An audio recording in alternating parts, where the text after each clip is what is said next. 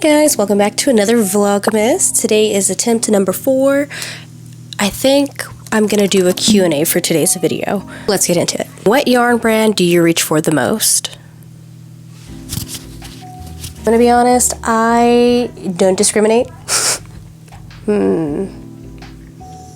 Yeah, acrylic or chenille, I guess, is what I reach for the most. What crochet hook size do you use the most? I almost always use between a 4 and a 5. If I'm working with cotton, I'll use like a 3, but for the most part, I always use a 4 or a 5. Those are my favorite hook sizes. How do you stay motivated on big crochet projects? That's a good question. I don't, which is why I don't have a lot of blankets. Let me show you. Okay, big projects just aren't for me, unless, I don't know, to be honest, I don't really know. Here is a blanket. This was supposed to be an ocean themed blanket with sea turtles and sand and all of that. Started it like over a year ago now. I'll never finish this. I might as well just use it to make something else. I don't know. And then here is the other one. This one is tapestry. And it is Halloween theme. I'm sure you can tell. Ran out of the yarn and then I went to go get more and then I started something else and I just never picked it up again. And it's been a while and I don't know if I'll ever finish it. I hope so, because it looks really cool. And it's the first time I ever did tapestry crochet. So like there's some imperfections, but hey, at least it looks the same on both sides. Like, I don't know. The answer is I can't stay motivated for large projects. What is the biggest crochet project you've ever done? Those blankets. Do your kids request things for you to crochet all the time? Literally every day. Every day, one of them is asking me for something. I usually make it, but still. What is the strangest thing someone asked you to crochet? I don't think I've gotten a strange request yet. Request something strange from me, okay? What crochet project do you refuse to do?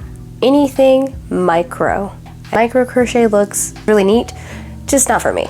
Doesn't look neat for me, okay?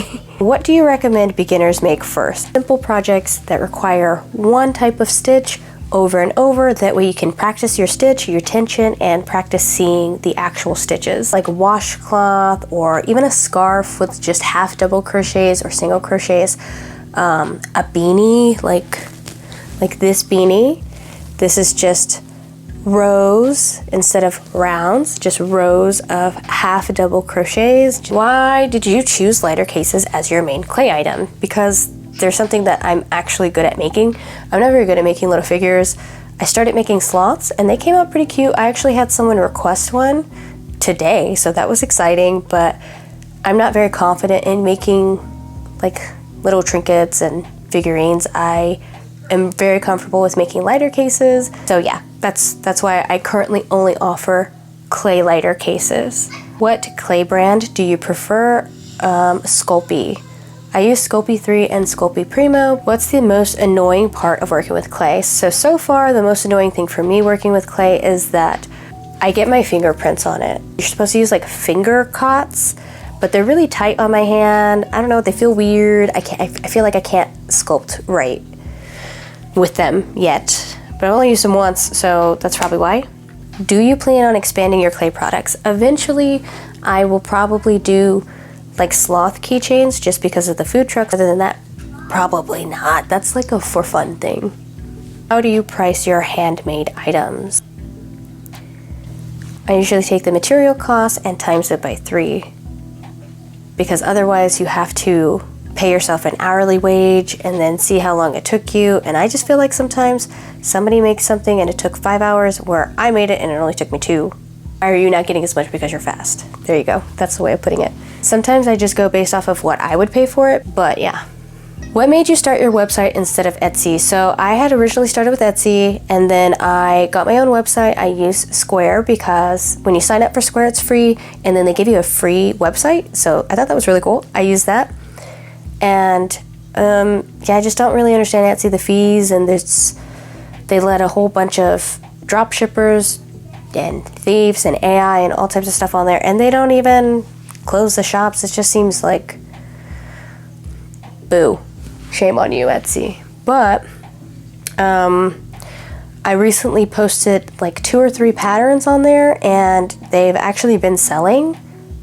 My Eddie the Yeti and Baby Squatch bundle, the Cryptic Cuties, I posted that on there, and I've sold, I think, 3 copies so far, which is unfortunate because I have to charge more, and really they're only supposed to take a certain amount, but it turns out they're taking like 30 cents more than they should, which doesn't make any sense to me because the ads are off.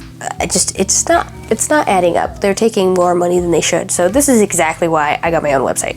What products do customers ask for the most? So where I live locally, I sell probably Milo the most. He is a mule. I live in a place nicknamed Muletown, and there is a Mule Day parade in the spring, and everybody's crazy about mules. So I sell a lot of Milos. He's freaking adorable, isn't he? He's so cute. I love him. This is my own pattern. It's available on my website, bshadowcreations.square.site, and I also sell the physical plushie as well. How do you craft with kids around? Stressfully. No, I'm kidding. Sometimes I make them craft as well. So if I'm sculpting with clay, I'll also give them clay to craft with, and that keeps them occupied. If I'm crocheting, my oldest one will also crochet, and then I'll just put like coloring books out for the kids or have them work on spelling words, stuff like that. Oh, that answers the question. Do your kids like crafting with you? Yes. How do you balance home life with creating content? I'm still trying to figure that out. We'll get there. What made you start Vlogmas this year? So probably when I first started crocheting, I stumbled across Vlogmas. That was a few years ago, and I thought it was really neat. It gave me a lot of content to watch of different people, so it was cool. I got a variety of everybody's personality and everyone's craft. Some people knit, some people play with clay, they crochet, they animate. Some people sell, like, they make stickers and all types of stuff. So yeah, I stumbled across it a few years ago, and I thought, well, you know what? I was posting a couple of months ago for my Unraveled Realm series, and it was like spooky vibes, which I still am planning on working on year round. I just had to put a pause on that. Yeah, that's what made me decide to start Vlogmas this year. I figured I would just dip my toe. What is something you want to try on your channel soon?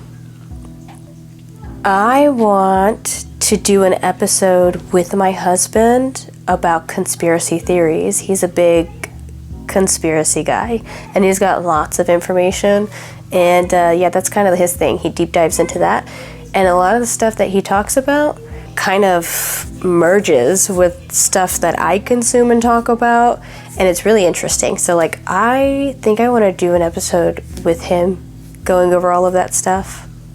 What are your future plans for Blue Shadow Creations? Oh, get this. I wrote a children's book about Milo the Mule, and I basically made the characters all of my crochet, like, patterns, the ones that I created myself, and I gave them personalities, and the first book is all about learning to tell the truth, how being honest is best. And I came up with a story to teach my kids that lying is bad. I want to see if my best friend Pearl can illustrate it for me, because she's a great artist. So I want to see if I can, like, somehow pay her to illustrate for me. That would be fun. One word to describe your craft style. Spontaneous. I think. I don't know. I'm all over the place. Chaotic. Okay guys, and that's it for Vlogmas day number 4. That was all the Q&As that I'm going to answer today, because I don't have any more. So thanks for watching. If you stayed until the end, please leave a yarn emoji in the comments below, and don't forget to leave your suggestions. Please like and subscribe, and I'll see you next time. Bye!